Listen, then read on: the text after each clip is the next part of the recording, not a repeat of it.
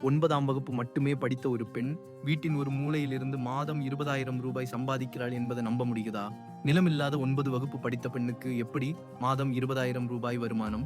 Ruth என்ற இந்த தைரியமான பெண் சிப்பிக்காளான் வளர்ப்பில் தனது வாழ்க்கையை மாற்றியிருக்கிறார். கொரோனா காலத்தில் வேலை இழந்த அவர் வாடகை வீட்டின் ஒரு மூலையில் சிறிய காளான் குடில் அமைத்து தொடங்கினார். 20 படுக்கைகளில் இருந்து தொடங்கிய இந்த தொழில் இப்போது 120 படுக்கைகளாக வளர்ந்துள்ளது.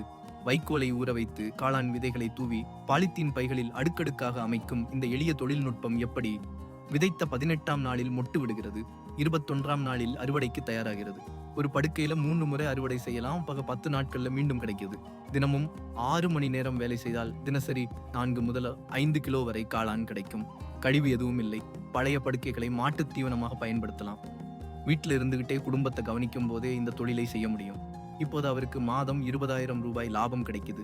மேலும் ஒரு குடில் அமைக்க முத்ரா கடனுக்கு விண்ணப்பித்துள்ளார். இந்த தொழில் உண்மையிலேயே பெண்களுக்கு ஏற்ற தொழிலாகும். நீங்களும் வீட்டில் இருந்து கொண்டே இந்த தொழிலை தொடங்கலாமா?